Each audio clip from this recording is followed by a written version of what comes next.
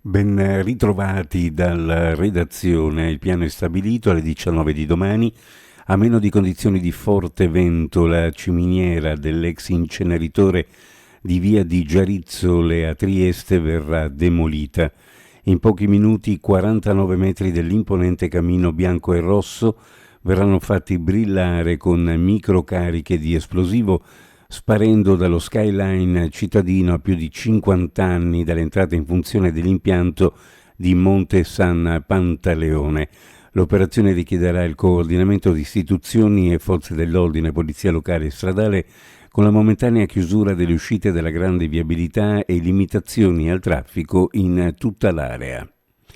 Torna l'incubo incendi sul Carso. Un incendio è scoppiato nell'area boschiva attorno alla strada che conduce al lago di Doberdò.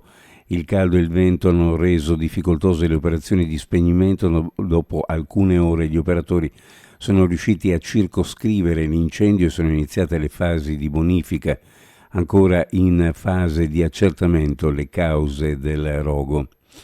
È stato approvato il progetto esecutivo per l'installazione del sistema di protonterapia al centro di riferimento oncologico di Aviano, Pordenone. Il cronoprogramma prevede il completamento dell'opera entro 30 mesi. Il progetto, affidato al raggruppamento temporaneo di imprese composto da Ibayon Beam Application S.A. e Bettiol S.r.l., prevede una fornitura completa che include la progettazione, la realizzazione delle opere edili impiantistiche e l'installazione del sistema di protonterapia per un valore di 26,5 milioni di euro all'interno di un piano economico complessivo di 32 milioni. È in fase di conclusione, spiega una nota, l'istruttoria per la revisione del prezzo contrattuale, in particolare relativamente alle nuove coperture di spesa per la revisione dei prezzi. Sarà adottato a breve un provvedimento che potrà contare su quanto la Regione ha già approvato nella recente manovra di bilancio, destinando al CRO le risorse necessarie.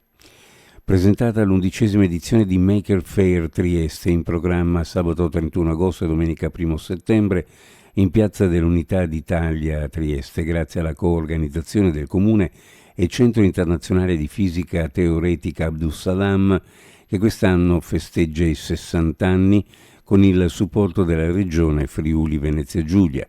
Presenti in piazza all'ingresso del Palazzo Comunale il sindaco Roberto Di Piazza, il direttore di CTP Artish Dabkolkar e il consigliere comunale Alberto Polacco, a nome dell'assessore alle politiche dei servizi generali Sandra Savino, il direttore del Dipartimento Innovazione e Servizi al Cittadino del Comune Lorenzo Bandelli, la direttrice dell'immaginario scientifico Serena Mizzan e il responsabile di Make Faire Trieste Carlo Fonda. Uno sguardo alle previsioni meteorologiche: oggi cielo poco nuvoloso su pianura e costa, variabile sulla zona montana, dove nel pomeriggio sera sarà possibile qualche rovescio temporale sulla costa e sulle zone orientali, buona moderata anche sostenuta fino al mattino a Trieste. Temperature minime in pianura fra 19 e 23, le massime fra 31 e 34 gradi, sulla costa minime fra 23 e 26, le massime fra 29 e 32 gradi centigradi. Previsioni a cura di ARPA e FVG Meteo. Ed è tutto per il momento con l'informazione, grazie per averci seguito, a più tardi.